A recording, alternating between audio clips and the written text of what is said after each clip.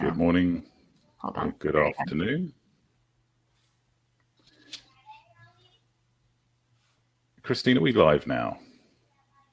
Yes. Yeah, I don't know why it skipped over the 3, but you're live. Okay, great. Thank you. Good morning and good afternoon, good evening. Good evening, Sean. It's very late for you. Thanks for joining. My name's Richard Henwood, and this is a session at Linaro Connect, Spring 2021. The topic is ARM laptops. And I'm pretty excited to have Bjorn Anderson and Sean Gow with me, who have been up to their necks, sleeves rolled up, doing some great stuff on the recent batch of ARM-based laptops. My area of interest here is I'm a huge, even dogmatic, let's say, Linux user, and I've been fortunate to be working with Bjorn on a couple of, for over a couple of years as these laptops have become available. Also fortunate to be able to have a bit of, get some of these laptops and distribute some of them, and also find some time, get some time with Bjorn and Sean. And I'm pretty excited to introduce them today and here get the update on where we are with this work on the ARM-based laptops. Bjorn, can you introduce yourself? Yeah, I'm upstream maintainer for Qualcomm SoC in Linux kernel. Been doing kernel work for Qualcomm platforms for almost 8 years now, and was happy to see that the platforms was showing up in laptops, and have spent quite a bit of time in the kernel space trying to get support for the hardware. Sean. Yeah, I'm Sean. I'm working in the service team, and I spent a few months on this laptop project, primarily generating the Debian CD image for Lenovo Flex 5G and 6630. Also, a part of that major effort is doing some ACPI kernel boot for this laptops. Great, welcome. So we've got 20 odd minutes, 25 minutes. Bjorn, you've got some slides prepared, but we also are looking for input from folks who are on the call. What are you curious about? What areas are you interested in? So please don't hesitate to ask questions in our chat, and we'll get to those. And then we'll kind of summarize with where things are, where things maybe are going, which we maybe not too certain about, but at least what's available and what needs to be done and what could be an area of interest to help out with. So Bjorn, can you lead us off? Yep. So I think the ARch64 laptops that we have been focusing on arrived somewhere mid-2018. So since mid-2019, there was a bit of work behind the scenes, but since mid-2019, there's been a public AArch64 laptops project with a GitHub and mailing list IRC channel. Primary aim, I think, was for hackers to enable hackers to develop on ARM hardware, be it kernel software, user space software, cloud software, or perhaps even hardware things. And a future goal is that we will get to a point where normal users could use this software or these laptops as well. So there's a bunch of different laptops that we have been spending our time on or looking at. The original batch was a set of Snapdragon 835 based machines, and that's where the work started. Then I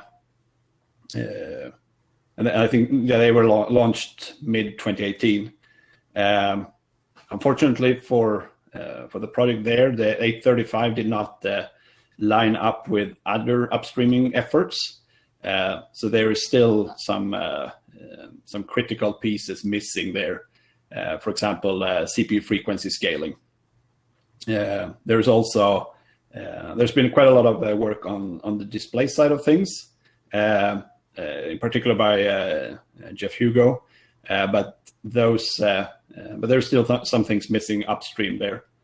The 850 based laptop or the 850 based platform, that's very similar to 845, which is the platform in the robotics board, the RB3, which in particular the Qualcomm landing team at Linaro. We have spent quite a bit of time on that, and a few other 845 projects as well. So there was good reuse there, and that's a good reason for why we have seen so good, or why we have reached quite good functionality there. Quite recently, not too long ago, the Surface Pro X and the Lenovo Flex 5G came out on the SQ1 and the 8CX platforms, which are quite related. And that's where a lot of the development is happening currently.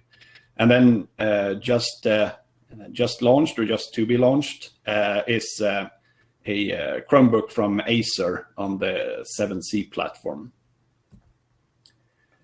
So I think the laptop that has gotten most attention is the Lenovo Yoga C630.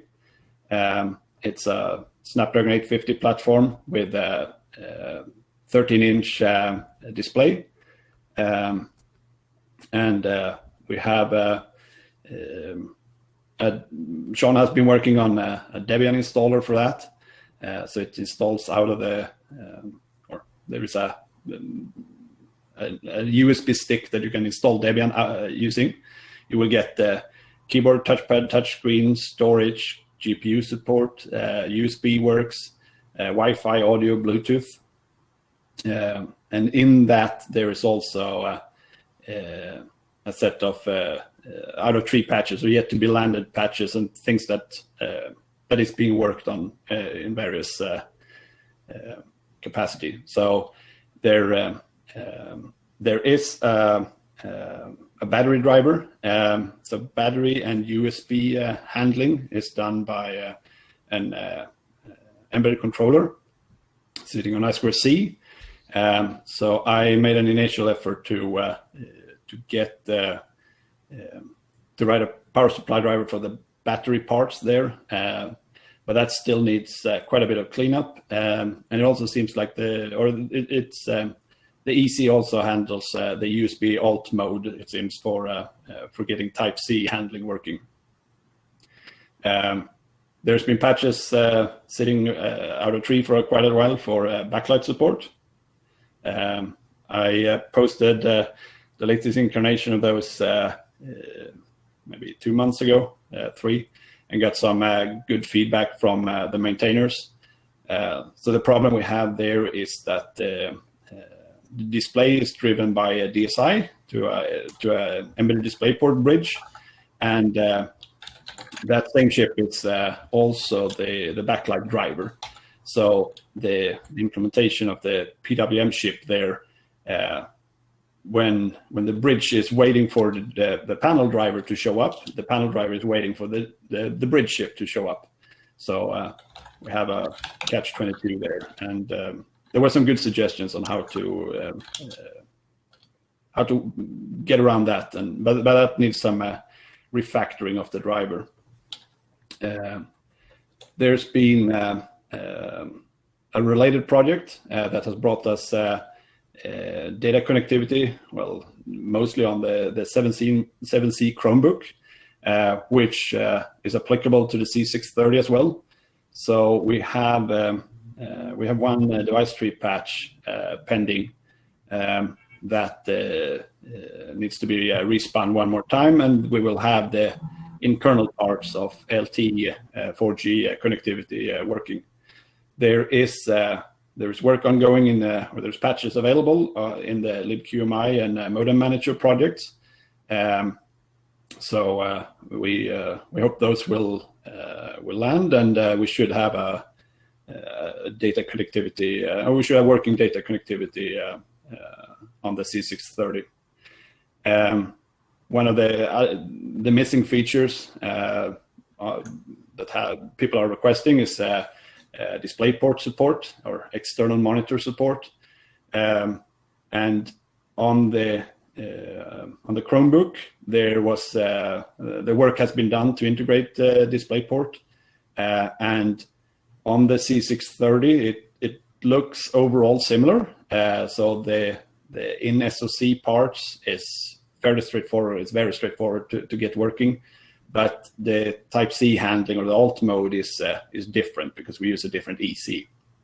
So there's a bit of more work to figure out how we actually negotiate the mode, and then we need more work on low power and suspend. When I'm using the laptop, I get typically somewhere 10-11 hours on battery without a problem, but it's advertised as up to 22 hours. So there's more to gain there, and also in suspend mode, we haven't done very scientific measurements there, but the feeling is that it's somewhere around no savings to a little bit worse power consumption when we are in suspend. So so that also needs a little bit of work. It's worth noting that the Chromebook has spent a lot of time on these items. So there's definitely a bunch of things that we can reuse from that project, and then there is some things that differs, in particular on the firmware side. So, and then the big brother to the C630 on the newer 8CX platform, the Flex 5G.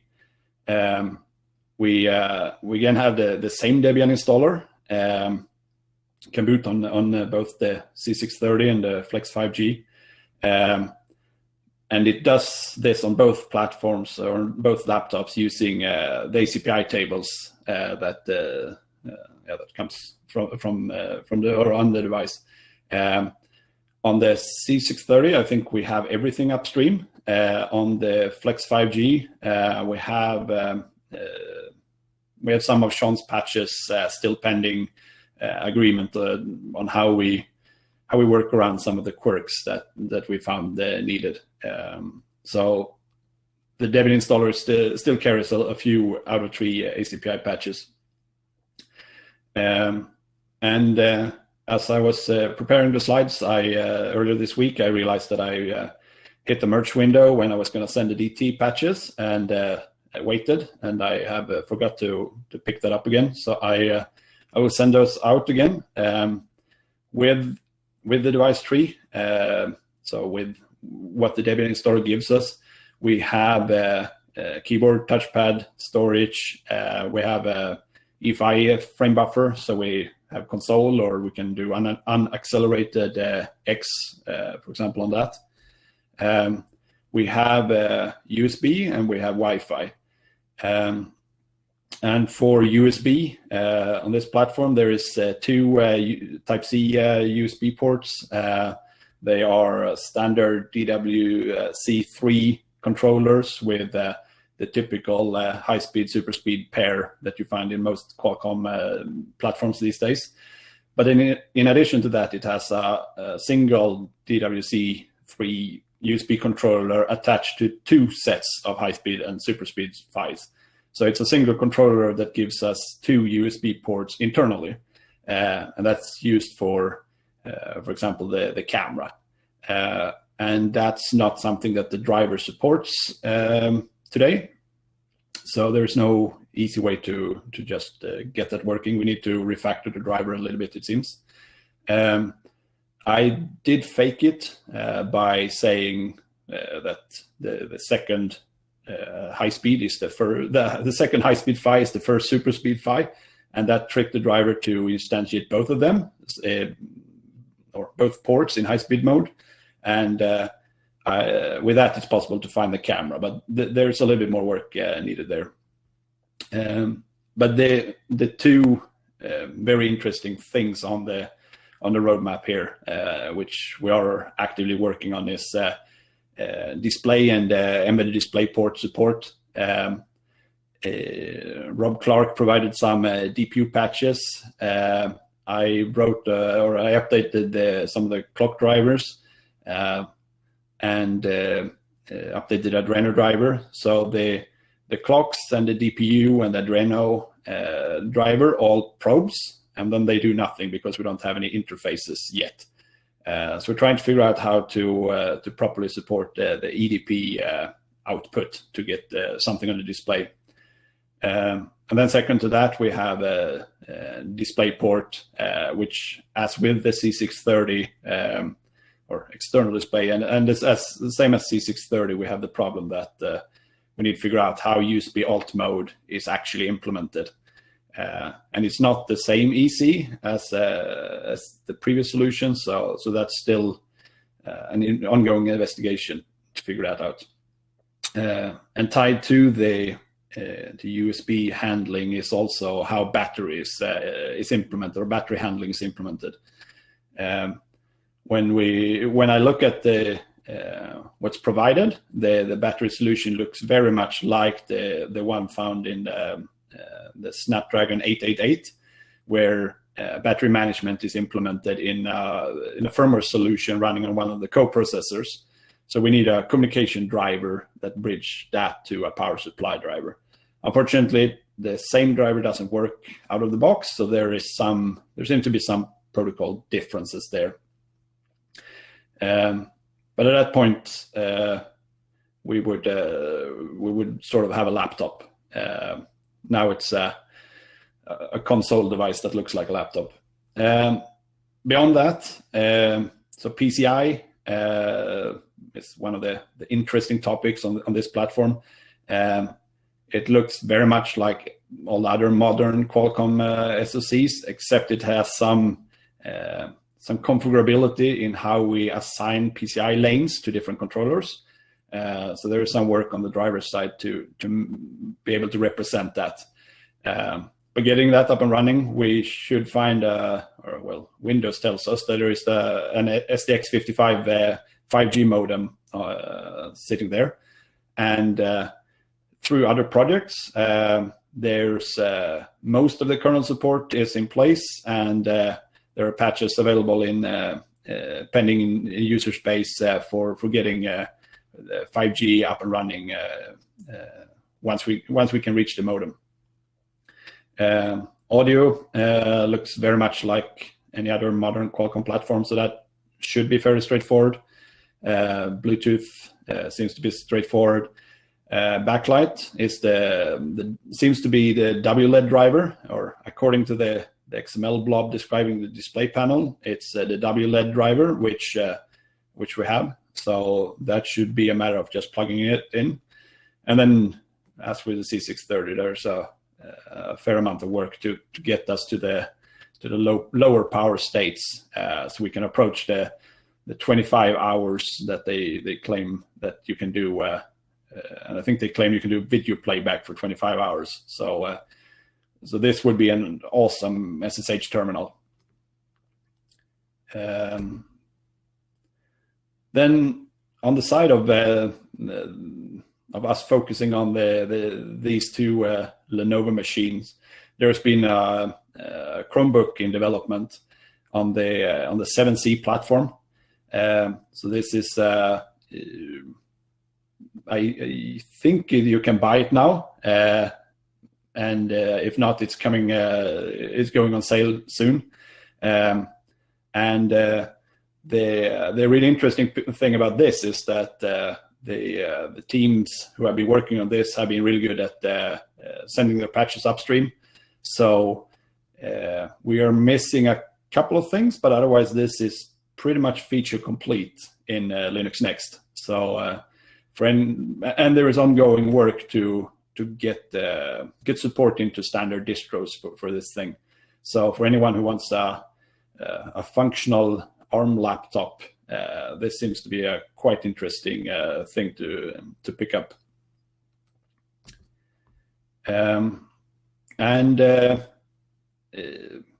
We obviously want all of you to participate. Here's a link to Sean's Debian installer, the CD image that you put on a USB stick, plug into your C630 or Flex 5G, and it will help you install Debian. There is a mailing list, the AArch64 laptops mailing list, where announcement primarily is provided. And we have an IRC channel that is fairly actively discussing these devices and a few other ARM64 related or ARM related laptop projects. So I suggest that you, if you have one of these devices, try it out. If you have one of the devices not listed here, but from these same platforms, we know of some quirks that might be needed, but yeah, try it out, see how it works. And right now we have Debian, but I'm running Arch Linux on mine, and I hope that you can try to get your favorite distro running on it. There is still some details unknown in the hardware, some investigation work going through the ACPI tables, figuring out how things are connected, what's actually there. There's some missing device drivers for some things, in particular on the Flex 5G, and in a lot of cases there's reference drivers or something out there, for example, that we could help, that you could pitch in and try to port, get to work, or patch up the things that's there. Brilliant. So, Great. Thank you, Bjorn. We've been chatting every week, and we chatted last week, and still there is a huge load of updates that I didn't know were going on, so it's great to see the progress. There are some Q&As. We have Wookie asking, I'm going to paraphrase a bit, but what about freeness? How would you prioritize, or how would you order some of these platforms in terms of their freeness? Free being Libre and free being free software principles. Which is the most free? Let's start with that. Yeah, so on out of these, the firmware is still not free. We are looking at we're trying to get approval to make them redistributable, but in the current form, there is a helper tool to extract them from the Windows installation, and the goal is that we can put them in Linux firmware, but they are not entirely open as some of the more hobby-oriented ARM laptops that you can find out there.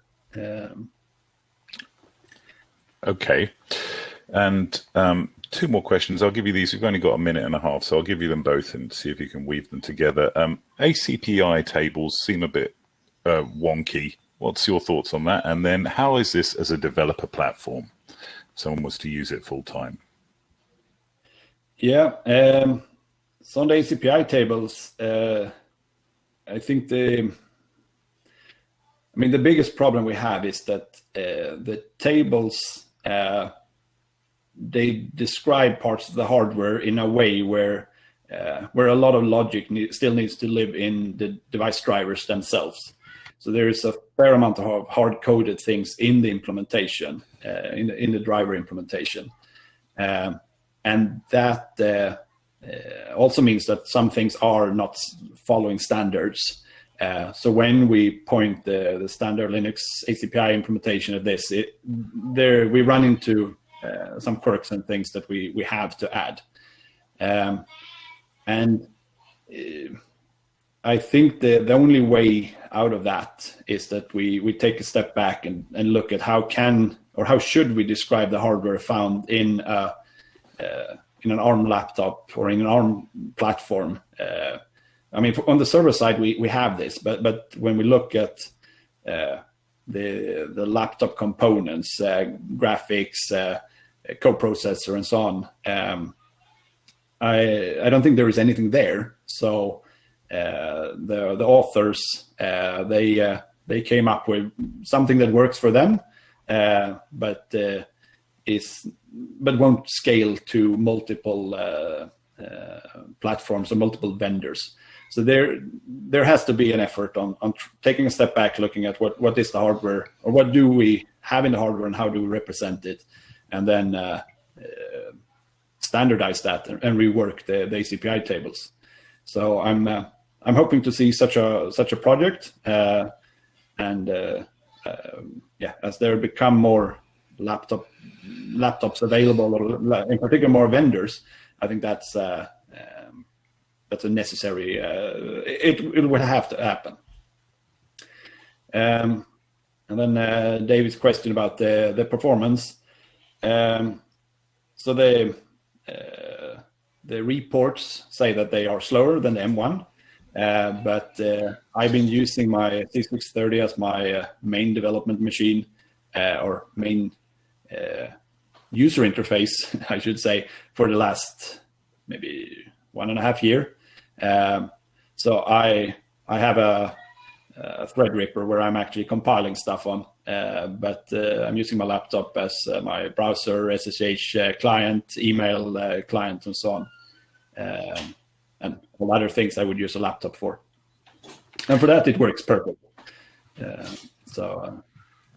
Great. We've got to wrap the session now, but Bjorn, Sean, thank you for joining. We've got a good crowd here, and you had your previous slide. It showed a bunch of activities to do. In about 6 months' time, there'll be another Linaro Connect, and maybe someone on this call will be submitting their talk about the progress they've made. I know you love this stuff, but there's also a lot of people who are interested, so it'd be great to see some more folks in the community.